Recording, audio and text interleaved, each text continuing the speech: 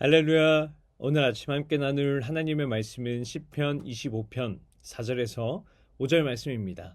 함께 읽겠습니다. 여호와여, 주의 도를 내게 보이시고 주의 길을 내게 가르치소서. 주의 진리로 나를 지도하시고 교훈하소서. 주는 내 구원의 하나님이시니 내가 종일 주를 기다리나이다. 아멘.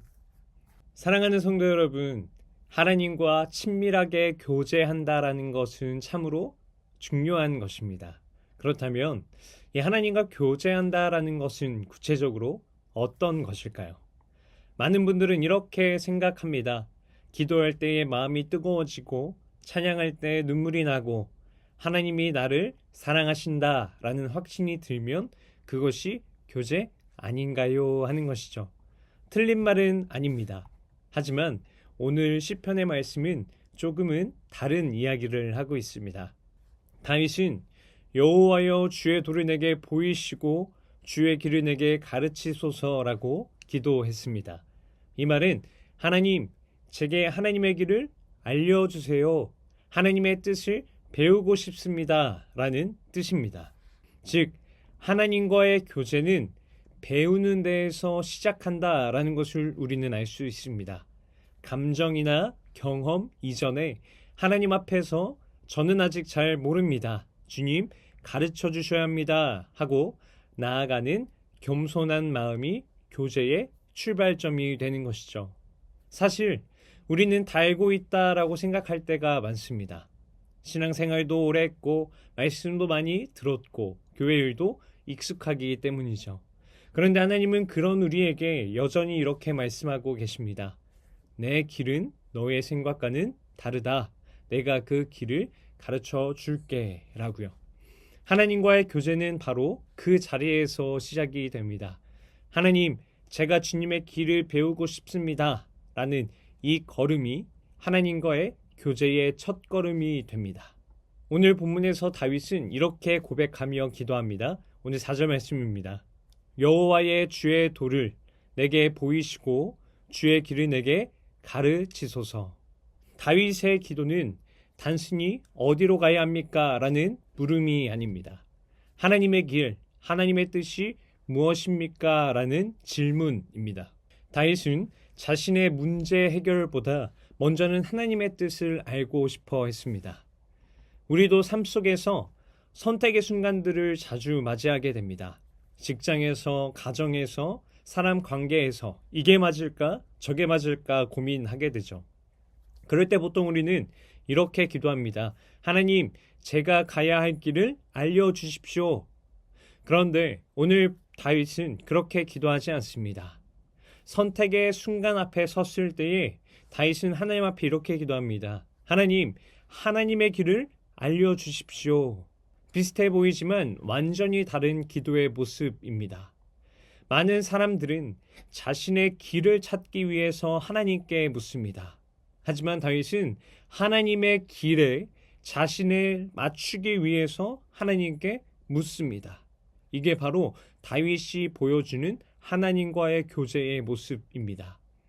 하나님과 교제하려면 먼저는 내 생각과 내 방식을 내려놓아야 합니다. 하나님께 배우겠습니다 라고 하는 겸손한 마음이 없으면 하나님과의 교제는 멈춰버리게 됩니다. 교회에서 오랜 신앙생활을 해도 배우는 마음이 식으면 하나님과의 관계는 점점 멀어지게 됩니다. 과거에 한 성도님이 제게 이러한 고백을 했습니다.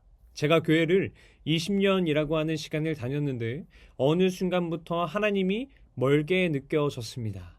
그런데 그 이유를 돌아보니 배우려는 마음을 잃어버렸더군요. 내 방식이 익숙해져서 더 이상 하나님께 묻지 않았던 거예요 라고 이렇게 이야기를 하셨죠. 그렇습니다. 하나님과의 교제는 익숙함 속에서가 아니라 겸손히 배우는 자리에서 시작이 됩니다. 하나님의 길을 구하는 마음, 주님, 제 길이 아니라 주님의 길을 보여주십시오 라는 이 고백이 우리의 신앙을 새롭게 하는 것이죠. 오늘 본문 5절의 말씀을 보면 다윗은 이렇게 기도합니다. 주의 진리로 나를 지도하시고 교훈하소서. 다윗은 단지 배우는 데에서 멈추지 않습니다. 배운 것을 따라서 살기를 원했습니다. 그게 바로 교제의 성장이죠.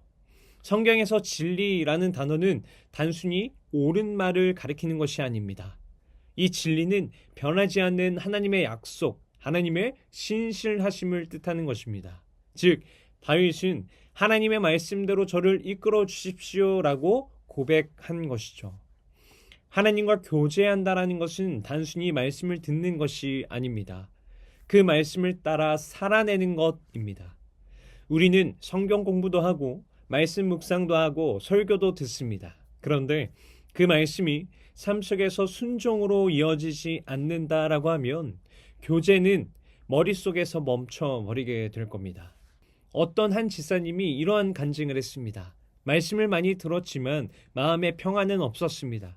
그런데 하나님이 주신 말씀에 작게라도 순종했더니 그때부터 하나님이 제 삶 가까이 계신 걸 느끼게 되었죠.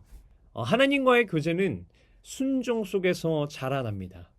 하나님은 더 많이 알아라 라는 것보다 내가 아는 것을 살아내라 라고 우리에게 순종을 말씀하십니다. 부모와 자녀 사이에도 신뢰와 순종이 있을 때 관계가 더욱더 깊어집니다.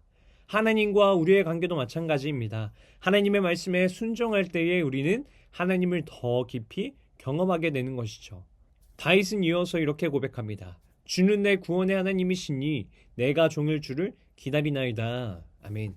하나님께 배우고 그 말씀을 따라 살고 이제 다윗은 그 말씀대로 하나님의 음성을 기다립니다. 배움과 순종 이후에 반드시 찾아오는 것이 있다면 그것은 바로 기다림의 시간입니다. 하나님과 교제한다라고 하는 것은 모든 일이 내 시간표대로 움직인다라는 뜻이 아닙니다. 오히려 교제는 하나님이 일하실 때를 믿고 기다리는 신뢰 속에서 자라나게 되는 것이죠. 그래서 다윗은 종일 주를 기다립니다라고 고백을 했습니다. 그런데 우리가 잘 아는 것처럼 하나님의 응답을 기다리는 것은 참으로 쉽지가 않습니다. 기도했는데 응답이 더딜 때에 우리 마음은 더욱더 흔들리게 되죠. 그러나 하나님은 그 기다림 시간 속에서 우리를 빚어 가십니다. 하나님은 응답보다 더 귀한 신뢰를 우리에게 가르치시는 것이죠. 하나님과의 교제는 바로 그 기다림 속에서 완성이 됩니다. 기다림은 하나님에 대한 사랑의 표현입니다. 사랑하지 않으면 기다릴 수가 없습니다. 다윗은 하나님을 사랑했기에 하나님이 응답하지 않으셔도 기다릴 수 있었습니다. 오늘 말씀은 하나님과의 교제가 어디서 시작되는지를 보여주고 있습니다. 배우는 마음으로 겸손히 서는 것, 말씀에 순종하며 살아내는 것, 그리고 하나님의 때를 신뢰하며 기다리는 것, 이 세 가지가 하나님과 교제하는 삶의 길입니다. 우리의 신앙이 익숙해질수록 다윗과 같은 기도로 돌아가야 합니다. 하나님과의 교제는 더 많은 경험이 아니라 더 깊은 순종에서 자라나게 됩니다. 오늘 하루 이 말씀을 마음에 새기며 하나님 앞에 이렇게 고백해 보시기를 바랍니다. 주님, 제 길이 아니라 주님의 길을 배우게 하소서. 주님, 제 뜻이 아니라 주님의 뜻을 따르게 하소서. 주님, 제 시간표가 아니라 주님의 때를 기다리게 하소서. 그 고백이 바로 하나님과의 교제를 다시 시작하는 첫걸음이 될 것입니다. 기도하겠습니다. 사랑의 하나님, 오늘 말씀을 통해 우리가 얼마나 쉽게 익숙함에 머물러 있었는지를 깨닫게 하시니 감사합니다. 하나님과 교제한다고 하면서도 정작 배우려는 마음 없이 내 생각과 내 방식으로만 살아왔던 저희를 용서하여 주옵소서. 하나님, 이제는 다시 배움의 자리로 돌아가길 소망합니다. 우리의 마음을 낮추어 주시고 우리가 다 아는 것처럼 행동하지 않게 하시고 주님 앞에 겸손히 주님, 저는 아직 모릅니다. 주님이 가르쳐 주셔야 합니다. 라고 고백하게 하여 주옵소서. 주님, 배운 말씀을 단지 지식으로만 두지 않게 하시고 순종으로 이어지는 믿음을 허락하여 주옵소서. 우리의 말과 행동 속에서 가정과 일터 속에서 그리스도의 진리가 살아 움직이게 하여 주옵소서.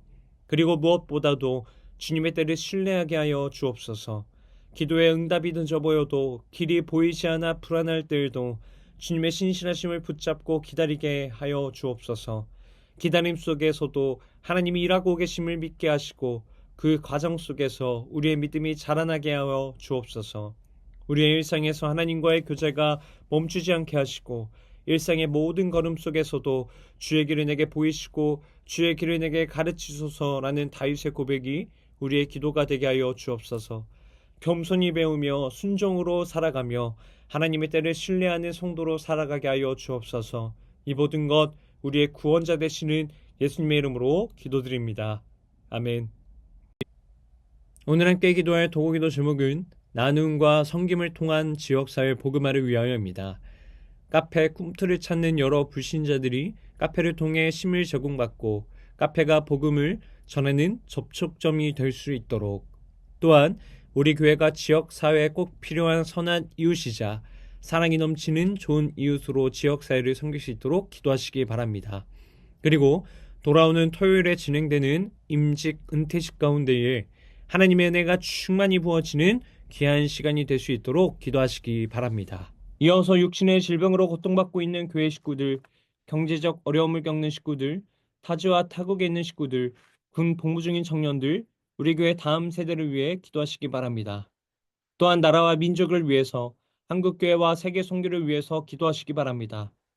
끝으로 오늘도 주님과 깊이 교제하시는 하루가 되길 소망하며 각자의 기도 제목을 놓고 기도하시겠습니다.